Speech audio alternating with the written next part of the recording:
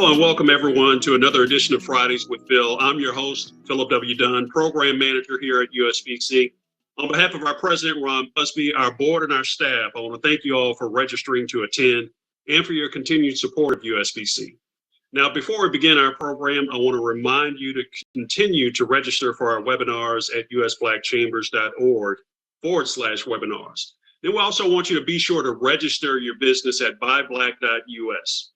Now, today I have the esteemed honor and privilege to host this very special guest, and he is the co-founder and CEO of EatOkra. Now, a little bit of background about our next guest is back in 2016, Anthony and Janique Edwards created EatOkra as two Brooklyn transplants who didn't have the means to cook or to store food.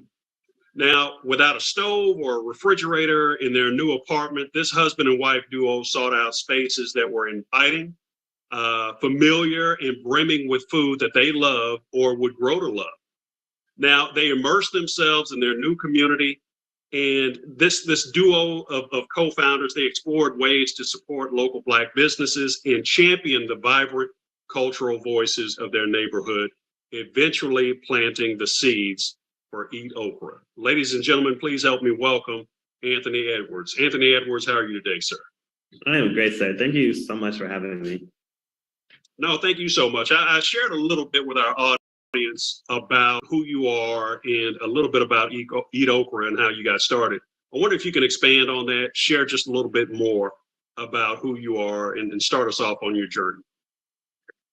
Yeah. Gosh, my journey, I guess, journey into tech, because I am the CEO, co-founder, but I'm also our CTO. I am responsible for the first, 4 or 5 years of development of the app, kind of solely.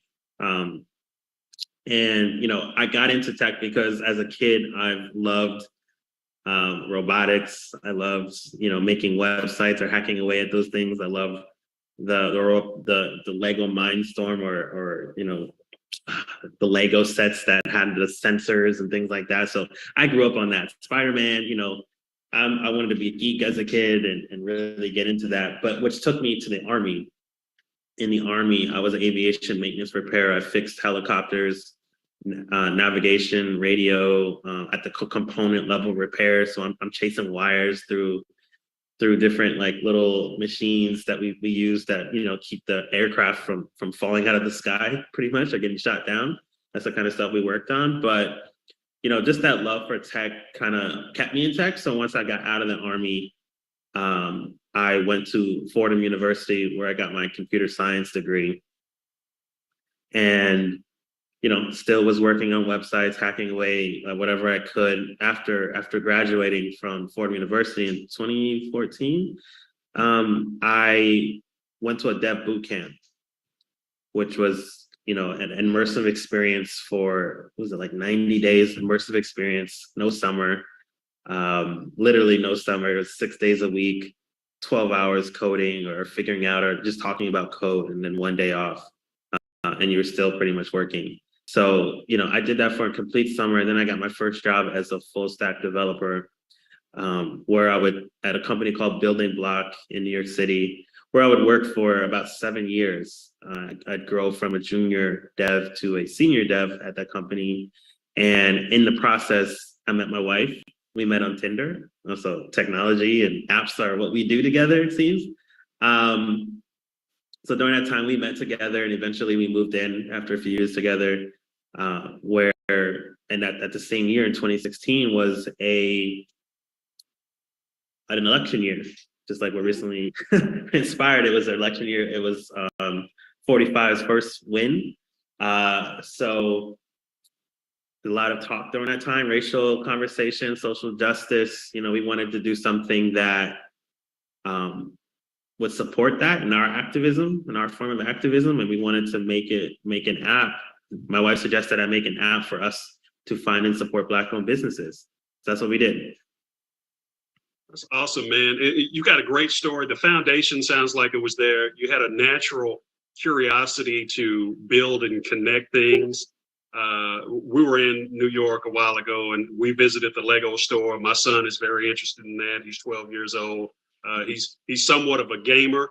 So I'm glad to hear that he has a similar start in his interest. And then not only that, but you served our country in the military and served honorably. We thank you for your service here at USBC.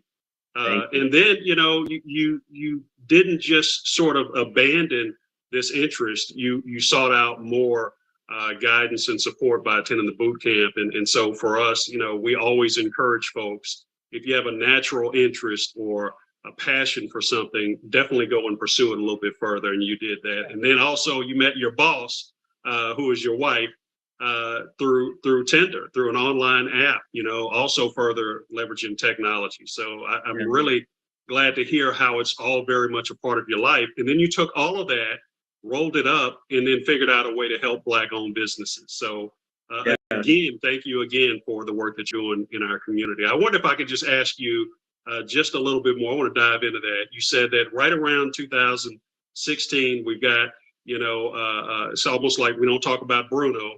We got 45 coming into office.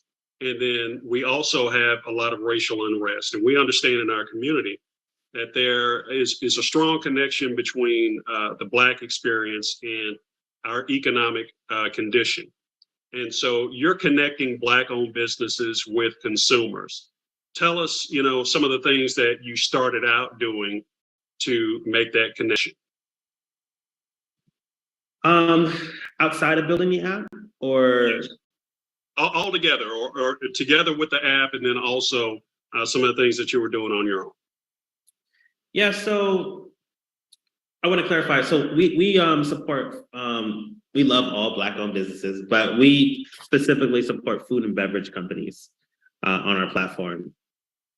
So, and something you mentioned earlier, it's important, and what made it easy is that I was building something, one, that I could use daily, and I was like really testing it and using it in my day-to-day life. And then two, I was also passionate about tech.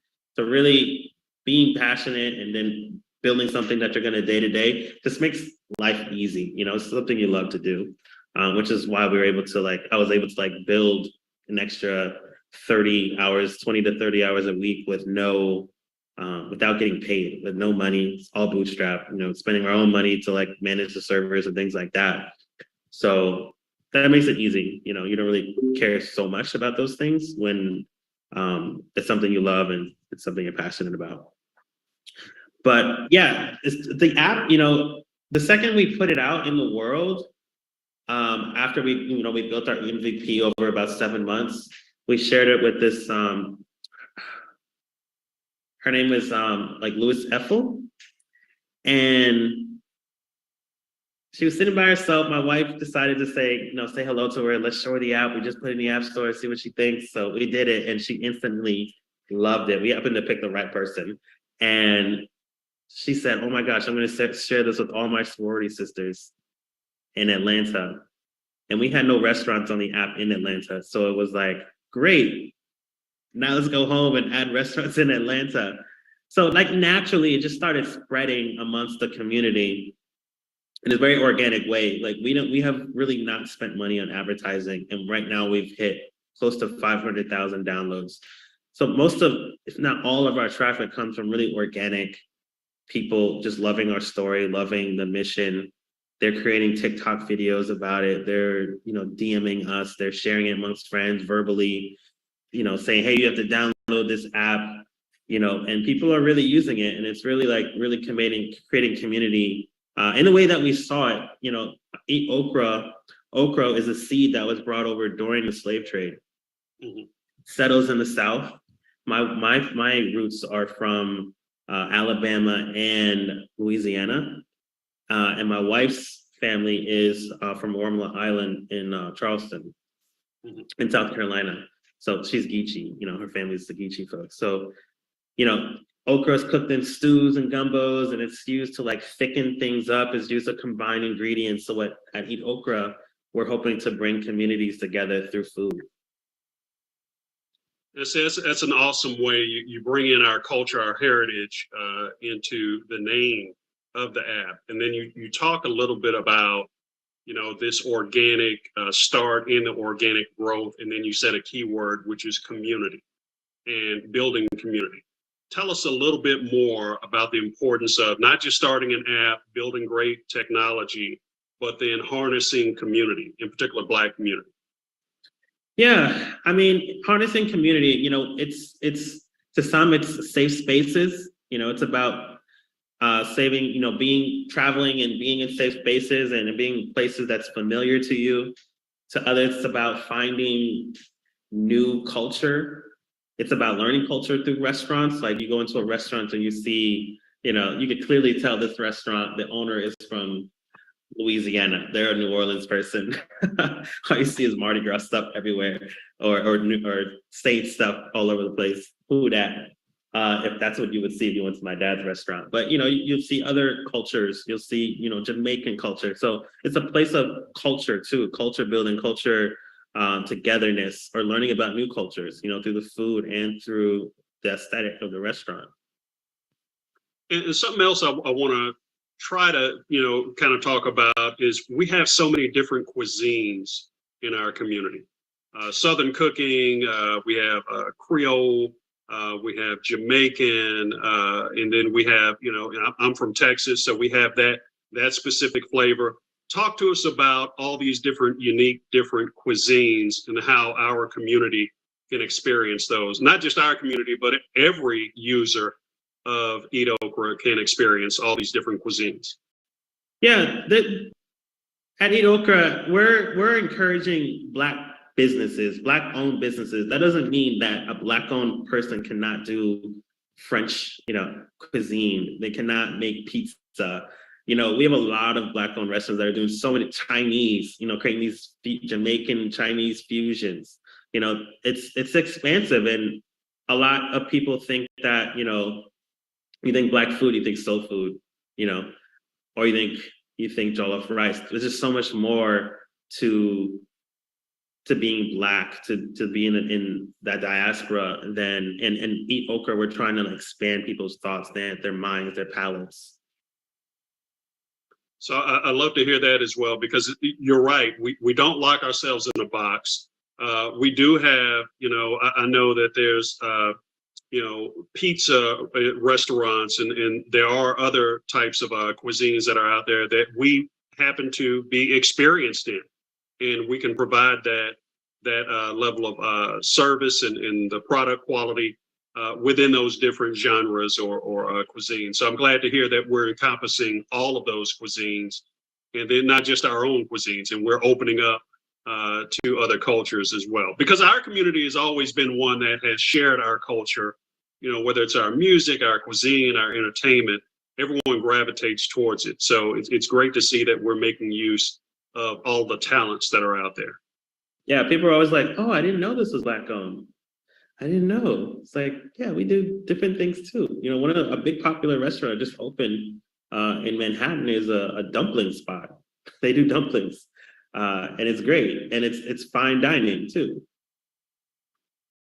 I'm glad to hear that, because once we start to expand more, then we can attract more capital, more resources back into our community. So I'm definitely glad to hear that.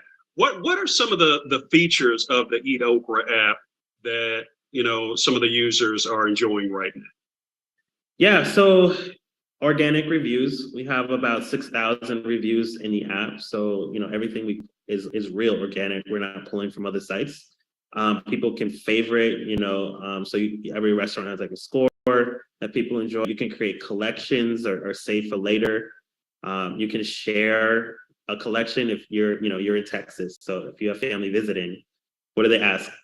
Where can I find what are the best restaurants, or what are your favorite Black-owned restaurants here? You know, like here you can share them your list. You know, you don't have to like think about top of your head, and then you're always thinking about the same ones top of your head. What about those other ones that you remember but don't?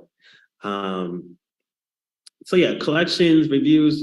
You can browse ahead. You know, so you don't have to just look in your where your geographical location is now. You can browse New York, what's new in New York. I have a trip going to Oakland. Can I plan that trip? We actually got a review. You know, a woman graciously wrote us and said, you know, her and her daughter took a trip to Oakland, and they used the app the entire trip for the 3-day trip to plan breakfast, lunch, and dinner.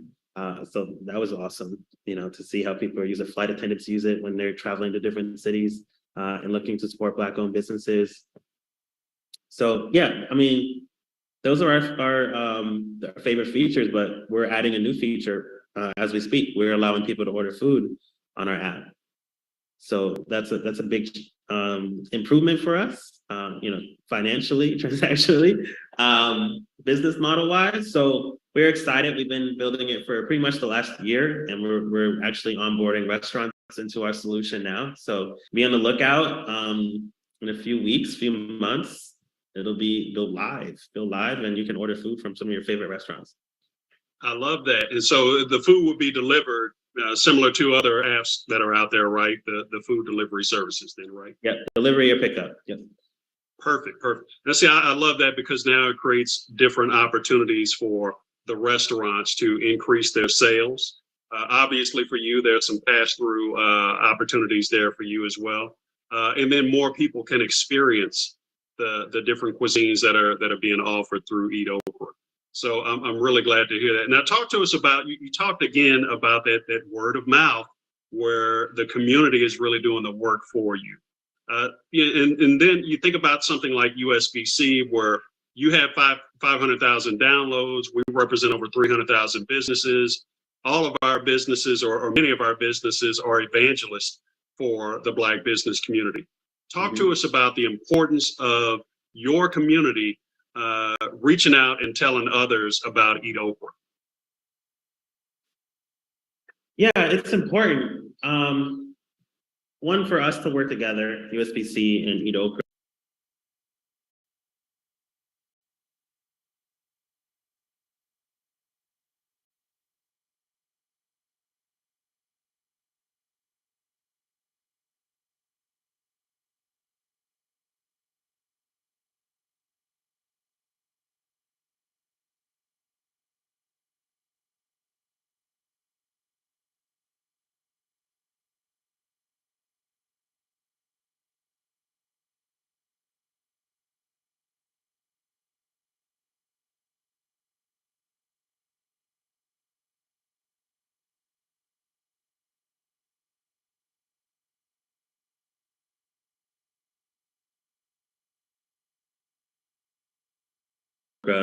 Because there's a lot of overlap and a lot of building we can do together, and sharing of resources and in our networking.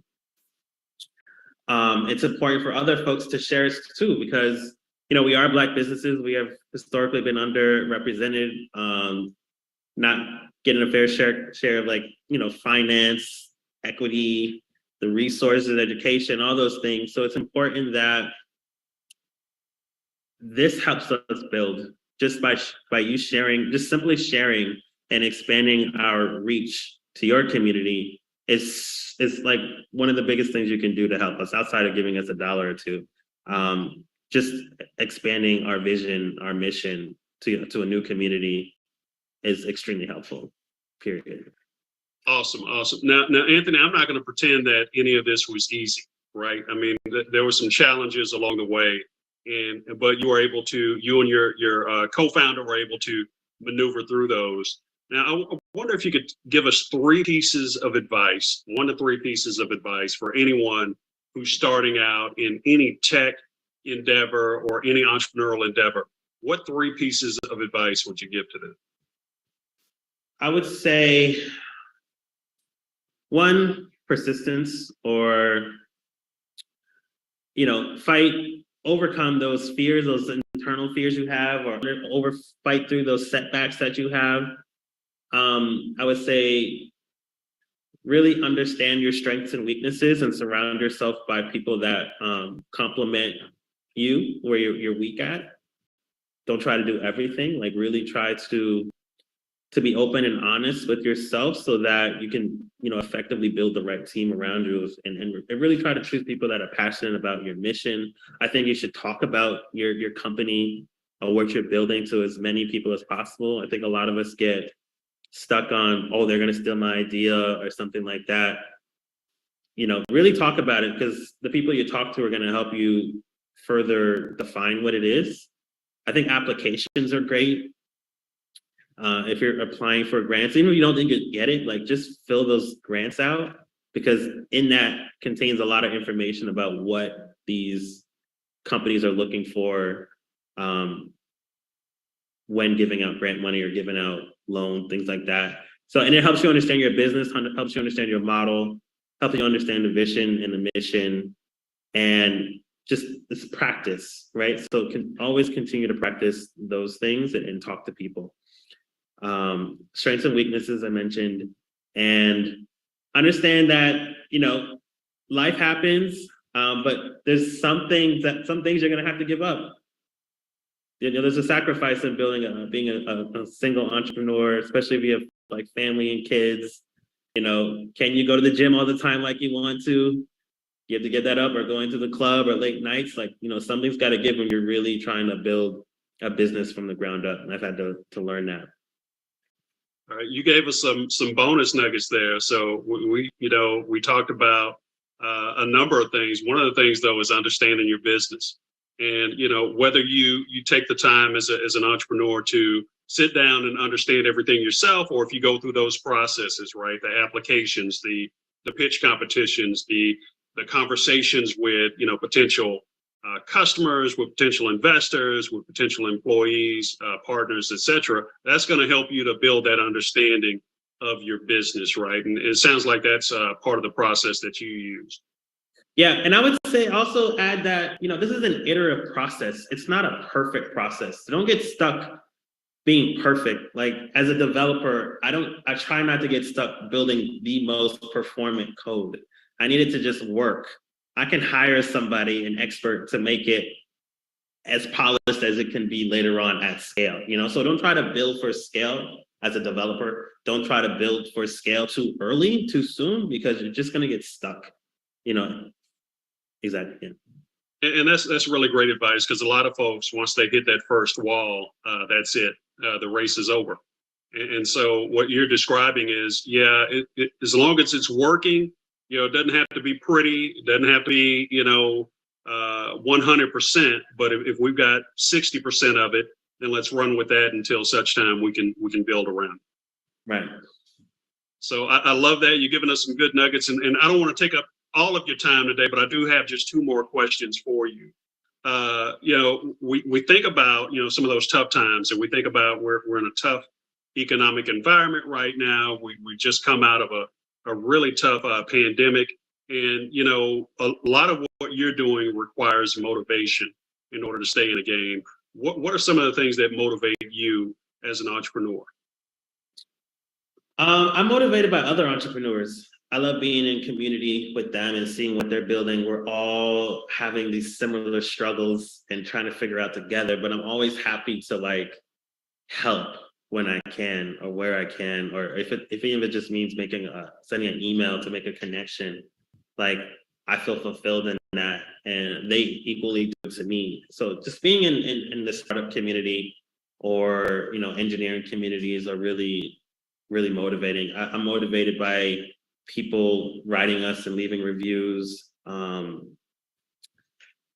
You know, that's always great to see that, like, oh, okay, it's reassuring that people are really using this, they're getting value out of it. You know, this one guy wrote me, actually, he kind of saw me in like a Best Buy. He's like, "You're Anthony EatOkra. You helped me lose 40 pounds over the pandemic." You know, another guy in Atlanta pulled me aside and said, "You know, your app almost like single-handedly helped us stay afloat during the pandemic." You know, so those things are like really warming when we get those kind of reviews and stories sent to us. So I love that about your business, is because you have the business side and the user side, or the customer side, the consumer side, where the businesses benefit because you have more consumers trafficking to their locations. And then the customers benefit because they find the foods that they love, or that they'll grow to love, or that can help them out physically, such as with the gentleman who lost weight. So no, that's really exciting to hear. And yes, it is motivating when you're able to look at your product and see how it's helping others. Yeah, I think I'm also motivated by these kind of conversations, because that means people want to hear from me a little bit or hear about my story and stuff. So that's kind of like motivating for me to like keep going. And when I get asked to speak on conferences or, you know, these podcasts and stuff like that, I love it. Oh, we definitely appreciate you here at USBC. We've seen your story, and we're so glad that you've taken the time with us on today.